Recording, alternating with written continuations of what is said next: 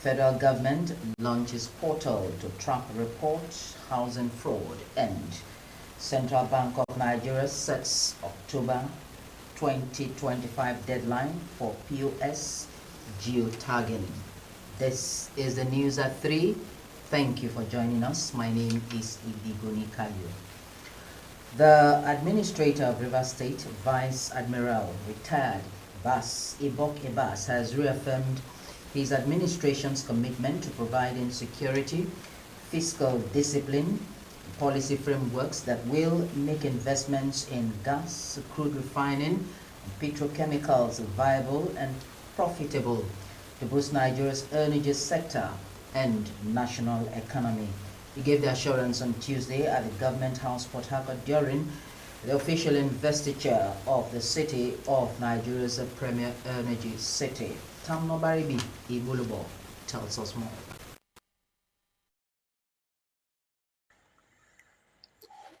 The event serves as historic for Port Harcourt to be so invested by the Society of Energy Editors as Nigeria's premier energy city, for the investment attracted, innovations nurtured, and skilled workforce produced over the years that has fueled the national economy.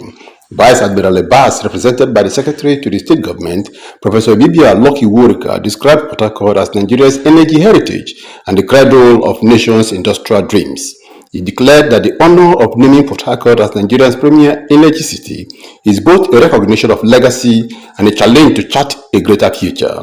Vice Admiral Abbas outlined several priorities to consolidate Port Harcourt's new destination, which include expanding into renewables such as solar, wind, hydro, and gas, alongside petroleum, and deepening value addition in oil and gas by promoting local content and ensuring Rivers people are active in every link of the energy value chain, amongst others. This advocacy aligns perfectly with this vision.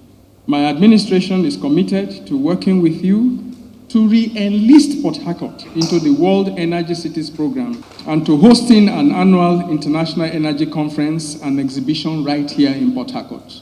That will be done. A call to partnership. Distinguished ladies and gentlemen, the Memorandum of Agreement, which is currently under consideration, is only the beginning when it is signed by all the parties. Government alone cannot drive this mission. It requires shared ownership and collective action. Chairman of the Society of Energy Editors, Malam Yakubu Lawal, who celebrated Port Harcourt's glorious past and immense future as an energy hub, announced that the society will sign the Memorandum of Understanding with the Rivers State government to open new doors for international investment and elevate the city's global prestige. We believe the media must move beyond reporting history to help shape it. We see a vision of Port Harcourt not only as a hub for fossil fuel, but as a center of excellence for the entire energy value chain, including gas development, refining, petrochemical, and crucially, the transition to renewable energy. Delivering the keynote address, Vice Chancellor of the Rivers State University, Professor Isaac Zenobifi, traced Port Harcourt's role in Nigeria's energy journey since 1956, when oil was first discovered.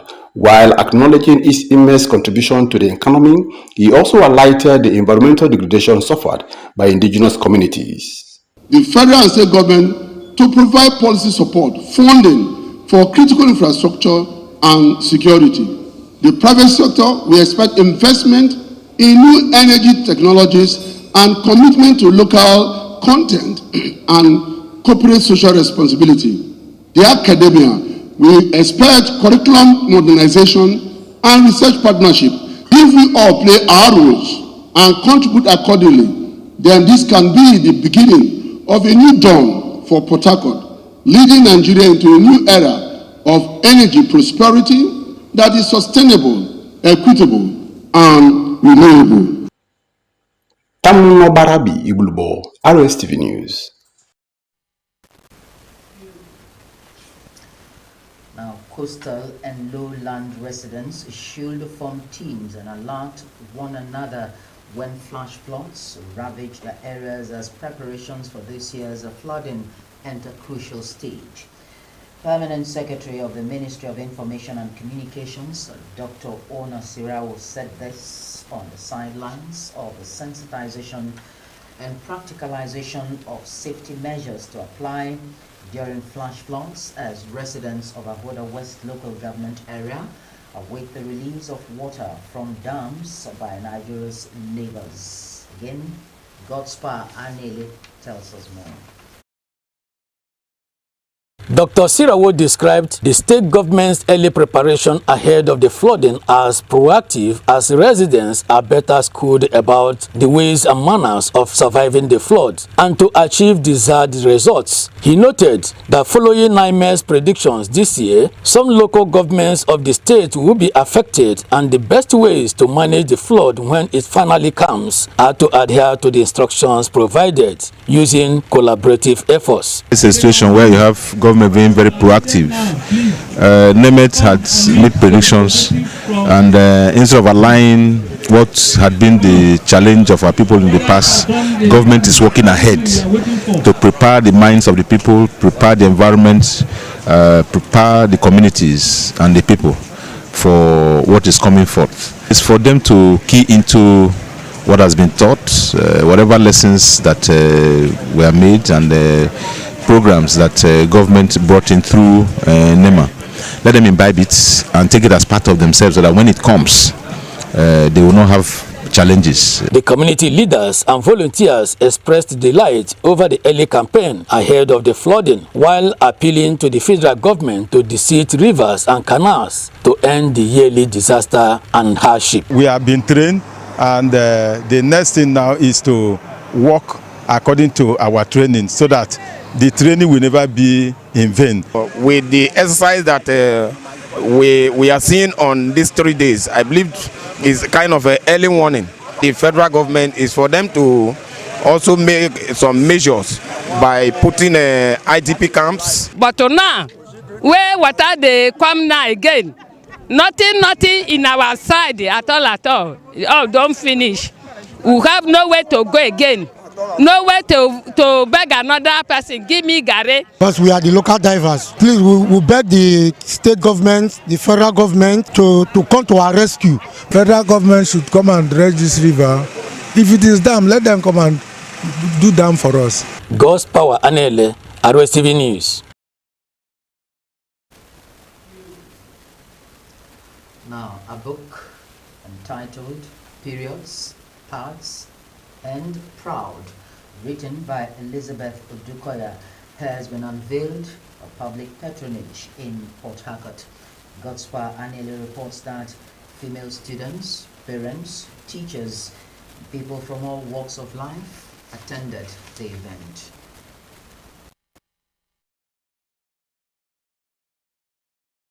The book reviewer, Professor Kalada Dakurubo, in her analysis, explained that the book captured how female children between the ages of 9 to 16 years can quickly understand the natural phenomenon of monthly periods, how to handle menses, take care of themselves, and calculate their ovulation period.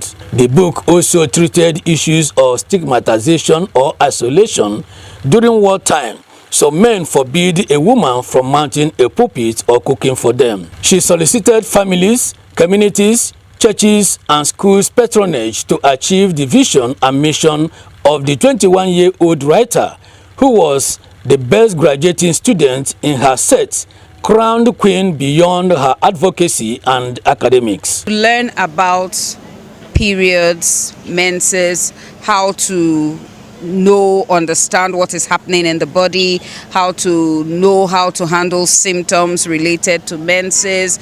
It also tackles issues on how to take care of yourself while the girl child is seeing her menses. As an adult female, I read the book and I learned several new things from the book.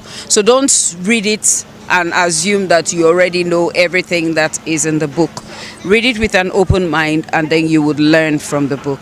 Unveiling the book, Kingsley Wali described Elizabeth Odukoya as a special gift to the country who has passion for healthcare services and the socio-economic development of the country, and wished her well in her endeavors and fulfill her desires for humanity. Anything that does in any way, question the confidence of our little ones should be tackled immediately so they don't grow with it and now begin to feel inferior. Members of the academia dissected the different parts of the book. Some students who appreciated the efforts and passion of the writer in humanitarian activities also made valuable remarks. This book also offers honest answers to these girls, so I feel like there should be a more widespread of this book to the grassroots areas, because that's who this book is meant for.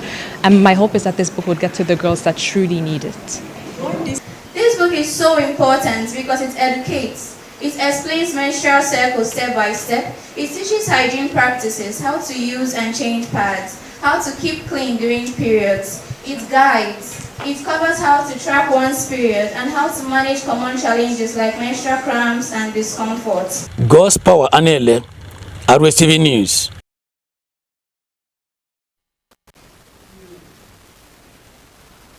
A group of enthusiastic community youth under the aegis of the Lelewon Youth Congress have informed the management of the River State Television of an upcoming annual football competition. The youth body had, during a courtesy visit, hinted were in the station to seek for collaboration.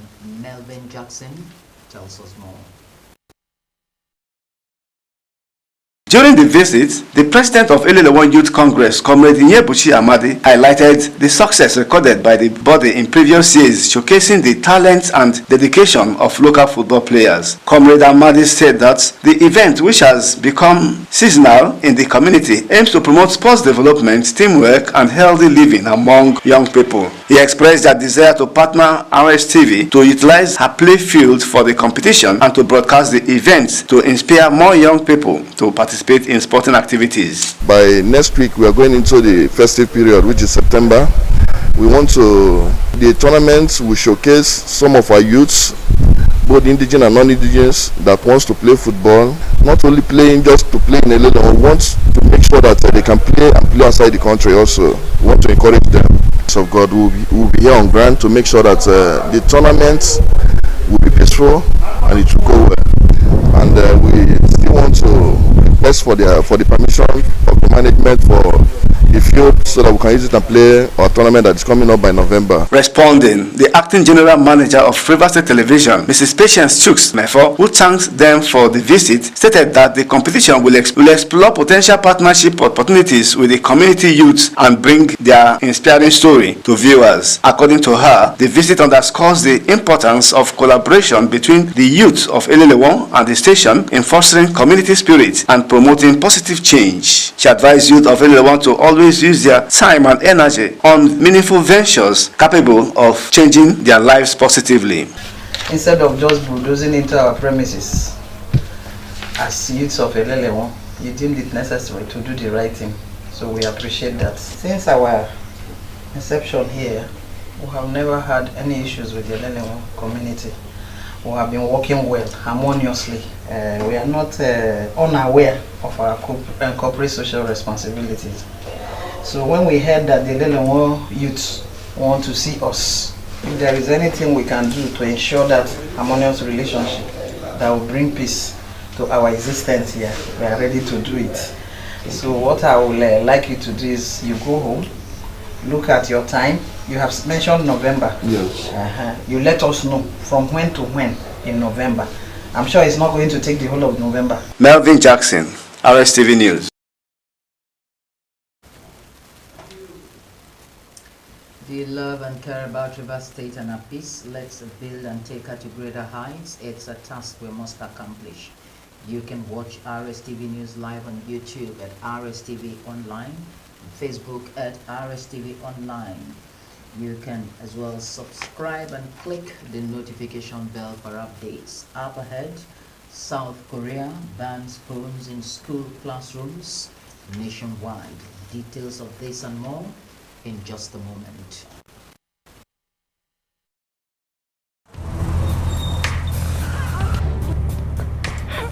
I need the police that can respond to emergencies first. I want the equipment I need to do my job.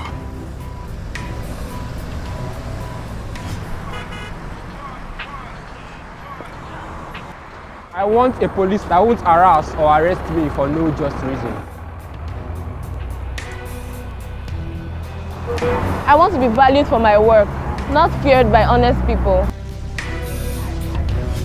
I want a police that won't ask me anything for the boys. I want a decent salary that is paid on time. If it happen with good laws, Proper funding, training, and cooperation. if it happen, if it happens. If it happen.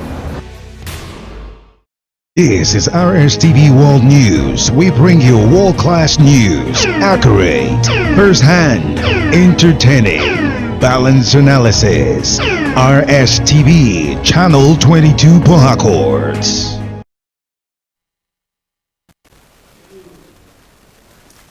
Welcome back. Now, President Bola Tinubu has expressed sadness over the derailment of an Abuja-Kaduna passenger train which occurred earlier in the day. President Tinubu, who is on an official visit to Brazil, said he had already received reports of the incident and will continue to get regular updates until full details are provided. He expressed heartfelt prayers to the injured, their families, and all passengers who went through this distressing experience, while assuring that the NRC is already addressing the situation as necessary steps are expected to be taken to prevent a similar occurrence in the future. The federal government has launched a digital portal where Nigerians can report fraudulent activities in housing estates, submit evidence, and track the progress of their complaints. The disclosure, which was revealed in a statement by the Federal Ministry of Housing and Urban Development, says the launch include demonstrations by technical consultants, Messrs. Freestone Investments Limited, Messrs. Prunedge Development Technologies Limited. The minister stressed that fraudulent practices in housing estates will no longer be tolerated and that offenders will face the full weight of the law. The newly launched Housing Fraud Reporting Portal enables citizens to report fraudulent activities in housing estates, submit evidence, and track cases. The managing director of the Nigerian Railway Corporation, Kayode Opeifa, said he had taken full responsibility for the derailment of the Abuja-Kaduna train along the Kaduna corridor. Opeifa, who spoke when he appeared on a television program, said the ongoing investigation into the matter would not be swept under the carpet, as the incident should not have happened. The skirmish occurred on Tuesday along the Kaduna corridor shortly after the train left Abuja at about 11 a.m. en route to Kaduna. A passenger on board the train described the scene as chaotic, with people scrambling to safety. The Academic Staff Union of Universities ASU said it has given the federal government enough time to meet the demands of its members. The president of ASU, Christopher P. Wuna, said lecturers of public universities had made sacrifices and deserved their entitlements. He said the union had engaged the administration of President Bola Tinubu, but decried the response of the government, which he said was extremely slow. Members of the union had on Tuesday embarked on a nationwide protest to highlight what they described as the federal government's persistent neglect of its long-standing demands. To business now, where the Central Bank of Nigeria, CBN, has issued a fresh directive mandating all banks, mobile money operators, super agents, and other licensed players in the payments ecosystem to complete migration to the ISO 222 payment messaging standard and geotag all point of sale POS terminals by October 31, 2025. A walk Amy tells us more. While aligning with the domestic financial system with international standard is also aimed at curbing rising fraud cases across Nigerian electronic payment landscape. The Apex Bank noted that the fraudulent practices by rogue POS operators and abuse of payment devices have created vulnerabilities that demand tighter surveillance, making geotagging and standardized messaging critical to restoring confidence in retail payment system. A statement by the Apex Bank Director of the Payment Systems Supervision Department, Dr. Rakia Yusuf, stressed that all payment transaction messages exchanged both domestically and internationally must now be formatted in ISO 222, ensuring standardized, high-quality data with accurate identifiers for payers, payees, merchants, and agents. They reiterated that the uniform standard will enhance compliance with international benchmarks, improve transparency, and make it harder for fraudsters to exploit loopholes in payment messaging. President Bola Tinubu has approved a 6-month temporary ban on the export of raw shea nuts to boost local processing, curb informal trade, and strengthen Nigeria's position in multi-billion-dollar global shea industry. Vice President Kashim Shettima, who disclosed the directive of the multi-stakeholders meeting at the State House Abuja, explained that the measure was designed to secure raw materials for domestic processors and create jobs across the value chain. According to him, the decision was not punitive but strategic. The ban, announced with immediate effect and subject to review upon expiration, is projected to generate at least $300 million annually in short term. International Monetary Fund (IMF) and International Finance Corporation (IFC) have stated that the President Bola Tinubu administration has done a good job in implementing structural reform required to make Nigeria a more attractive investment destination. IMF and IFC urge the President Tinubu administration to continue to travel on its chosen path without backsliding because the government reforms measure had started yielding macroeconomic stability.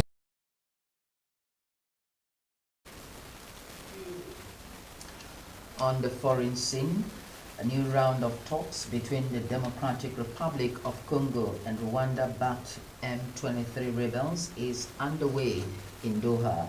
The two parties are looking to reach agreement on how to implement a Qatari-brokered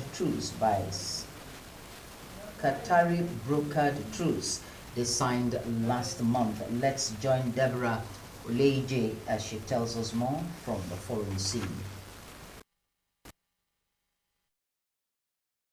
South Korea has passed a bill banning to the use of mobile phones and smart devices during class hours in school, becoming the latest country to restrict phones use among children and teens. The law, which comes into effect from next school year in March 2026, is the result of a bipartisan effect of curb smartphone addiction, as more research points to its harmful effects. Lawmakers, parents, and teachers argue that smartphones use is affecting student academic performance and takes away time they could have spent reading. The ban has its perspectives, including students who question how it would work, its wider implications, and whether it is addressing the root cause of addiction. Denmark's foreign minister has summoned the top U.S. diplomats in Copenhagen following a report that American citizens have been conducting covert operations in Greenland. Denmark public broadcaster says the aim was to infiltrate Greenland society and promote its C-section from Denmark to the U.S., as it was unable to clarify who the men were working for. Foreign Minister Lars Rasmussen said any attempt to interfere in the internal affairs of the Kingdom of Denmark will of course be unacceptable. Venezuela's defense minister said military vessels and drones will be sent to patrol the country's coastline, aimed simmering tension with the United States after Washington deployed warships